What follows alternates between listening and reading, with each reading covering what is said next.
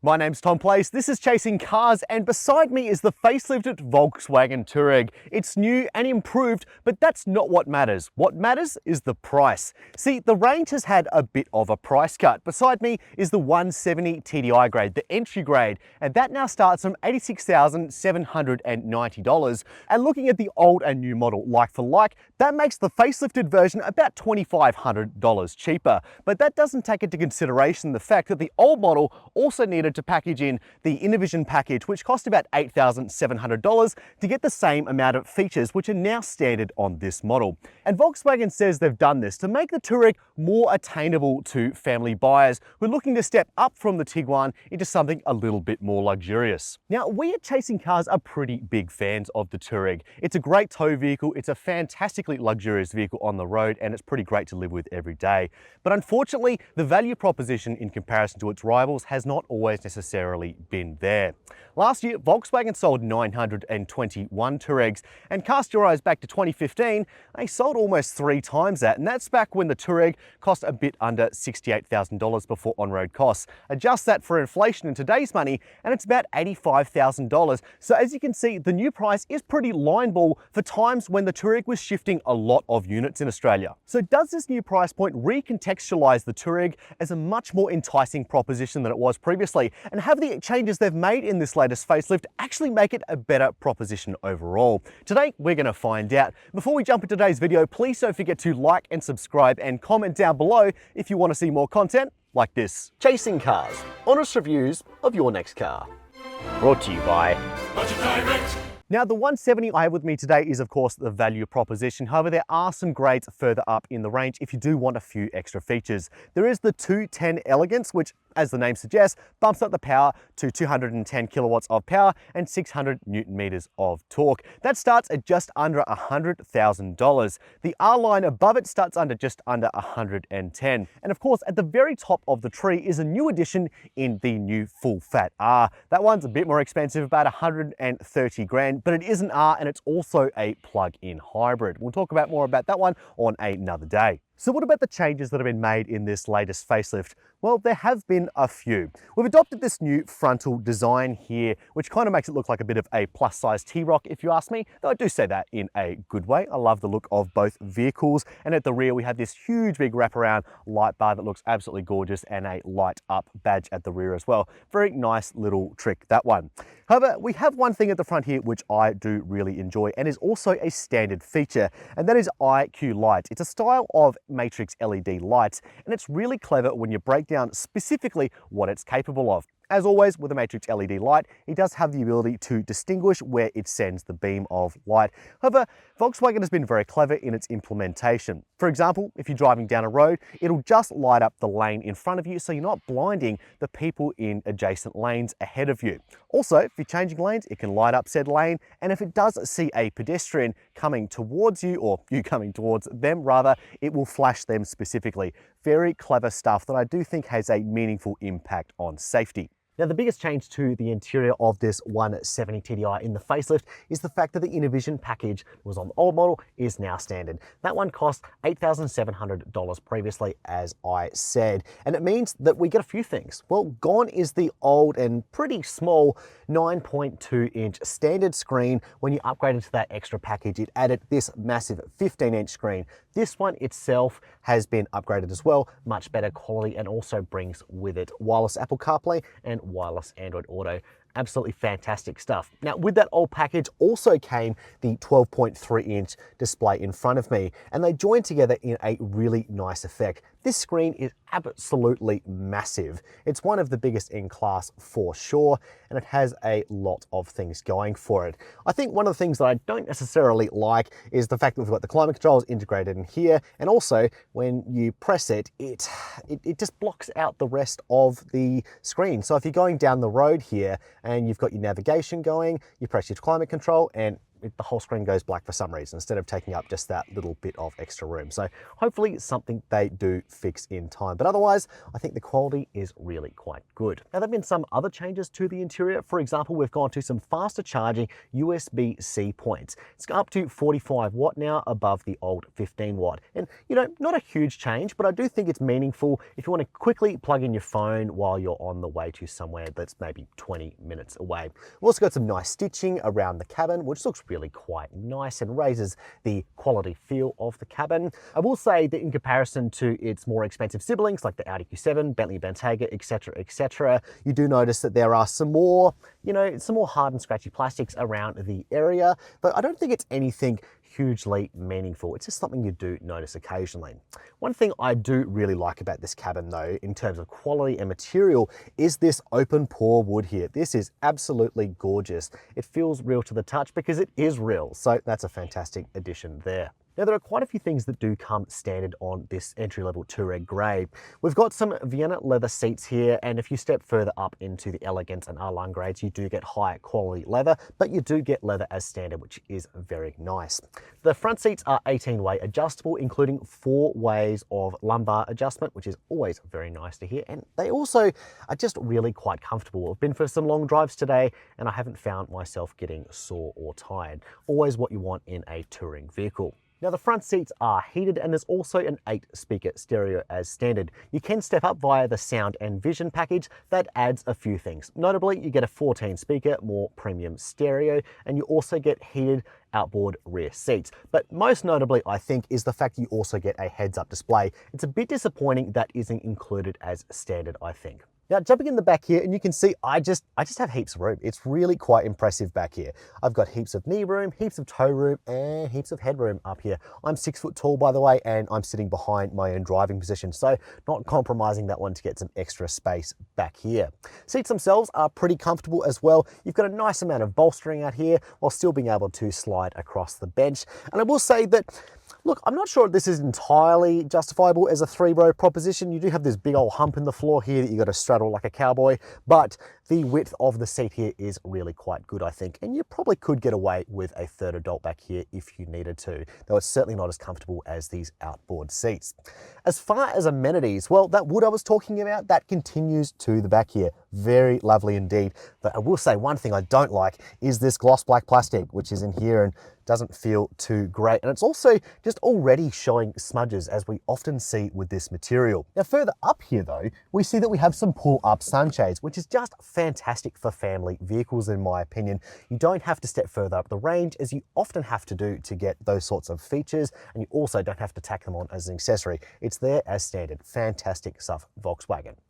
In terms of other amenities, we've got these nets behind here. That's always very nice, I suppose. And we have some vents here, which are at a reasonably decent height and also are a decent size. We don't have any separate controls. This is a 2-zone climate control vehicle as standard, though we do have some USB-C ports down here and a 12-volt socket. So kind of ticking a lot of the basics and just a little bit more. Now, coming right to the back here, we do see this new LED tail light design first and foremost, and I want to know what you guys think of this light up badge. I'm not super keen on it, but when I look at it in this light, it does look very cool indeed, and it's certainly a talking point. Open up the boot here, power tailgate as you would expect at this price point, and we open up to reveal an 810-litre boot. Seriously big boot back here. That's because of course we don't have an extra 2 set of seats back here to accommodate, so it does really free up a lot of room. Now, if you fold down those rear seats, it opens up to 1,800 litres, which is absolutely massive.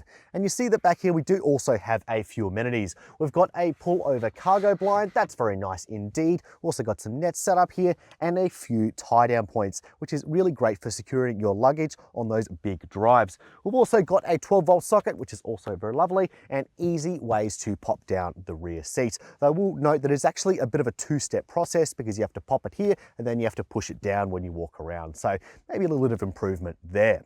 Now, while we're at the rear of the vehicle, let's talk about a strength of the Touareg, which is towing. Now, the Touareg, as before, has a 3.5-ton towing capacity. It's the number that we've really come to expect as standard from the large SUV format nowadays. Though I do think when you look at the finer details of the GCM and payload, it does really favour itself in how much payload it's able to take on. So if you have a 3.5-ton trailer on the back, you will have about a payload of 620 kilos left over. So it's certainly not the best in class, but I do think it's a good amount of bandwidth for this sort of vehicle. The total weight is 280 kilos, which is actually the best of all the Touareg grades. So if you want to chuck a bike rack on the back here, it should be perfectly fine. So what about running costs? Well, like every other Volkswagen, the Touareg is covered by a 5-year unlimited kilometre warranty. Service intervals over 12 months and 15,000 kilometres, and over 5 years, you're looking to pay about $3,500 for the 170 and 210 TDI grades. Interestingly, the Tiguan 162 TSI grade is about $150 more expensive over that period.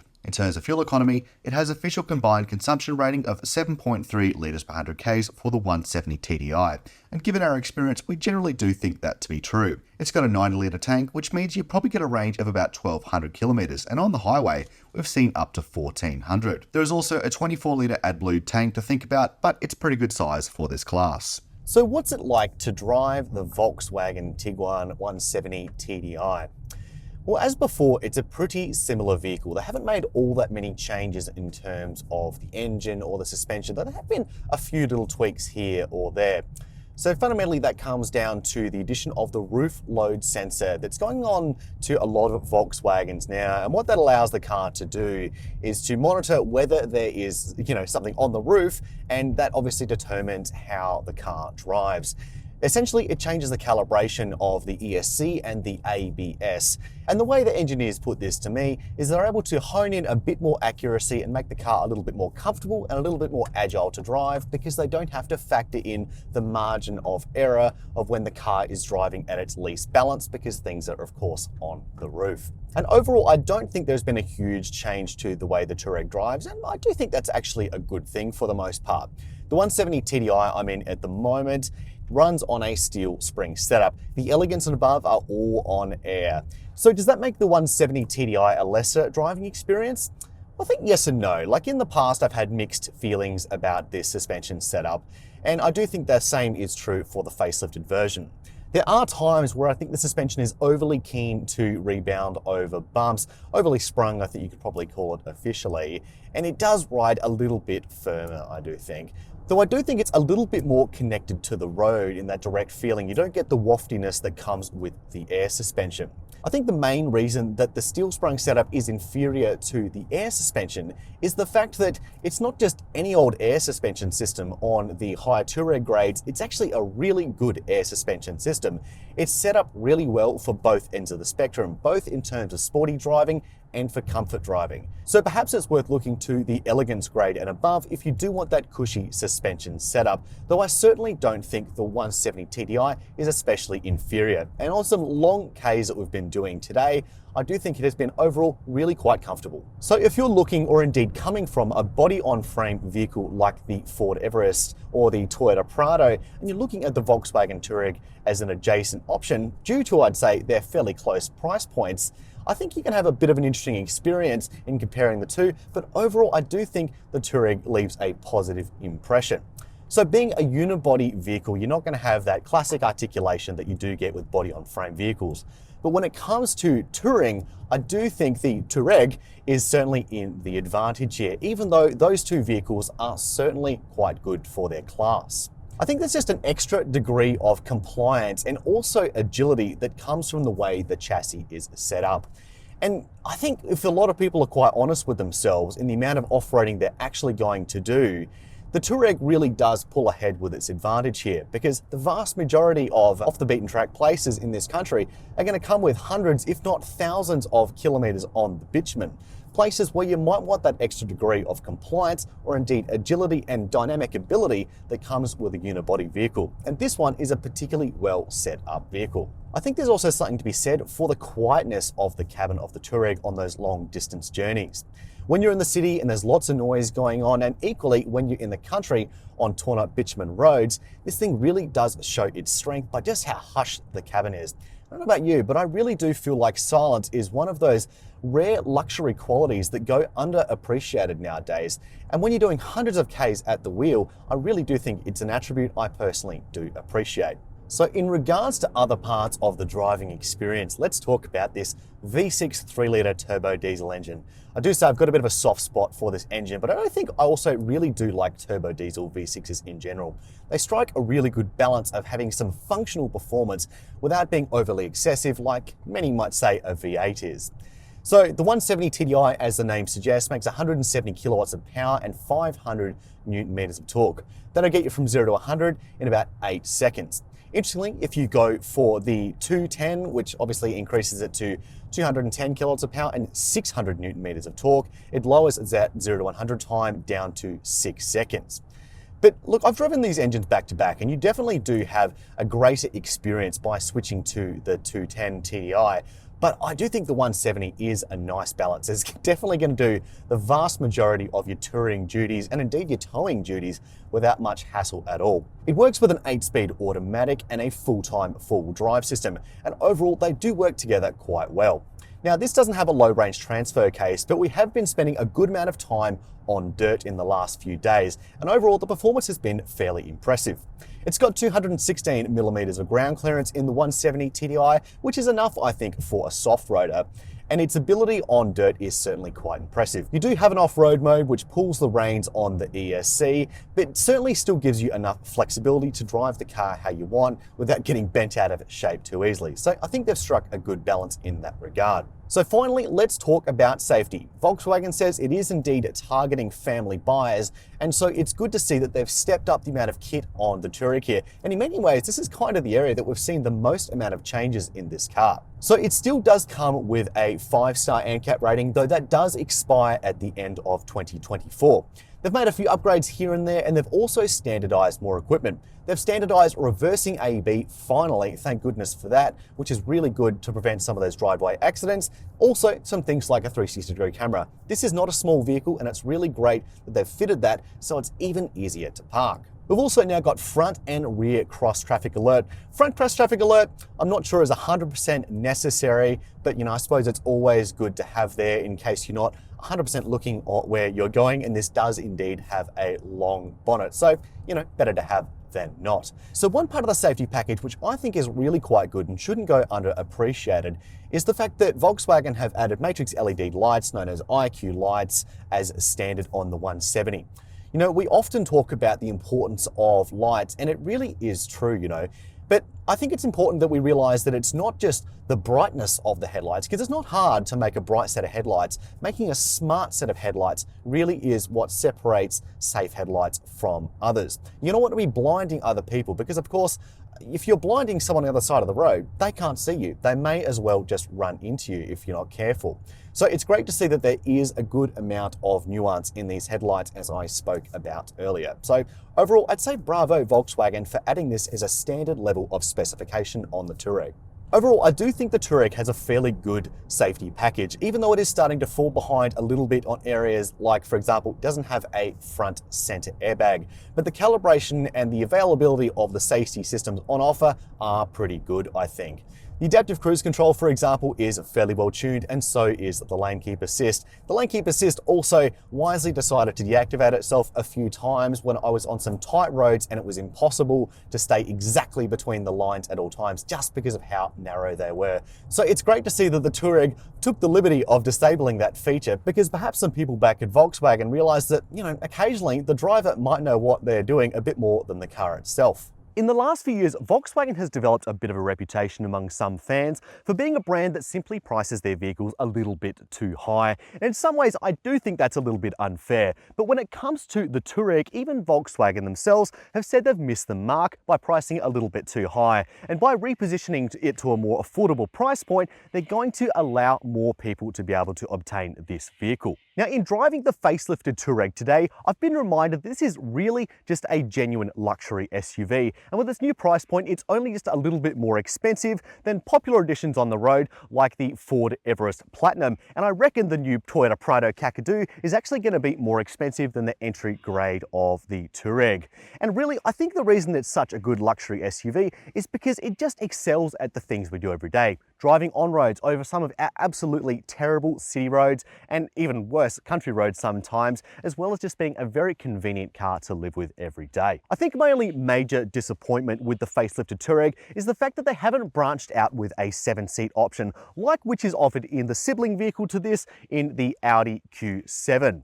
However, Volkswagen is pretty confident that there is a good amount of 5-seat luxury SUV sales out there. Now, today's just been our first drive of the Touareg, and I've been pretty impressed with what I've seen, but really what I want to see is how this stacks up against its rivals with its new price point that does recontextualize things quite a bit. Because really, with its new price point, I do think that this is a very alluring proposition in 2024. Now, those have just been my thoughts on this new Touareg, and I'm keen to see what you guys have to say about it. Does this new price point change things for you? Would you have otherwise not considered this vehicle, but now would you? Let me know in those comments down below. Don't forget to like this video and subscribe if you want more. But for now, that's all. Thank you for watching Chasing Cars.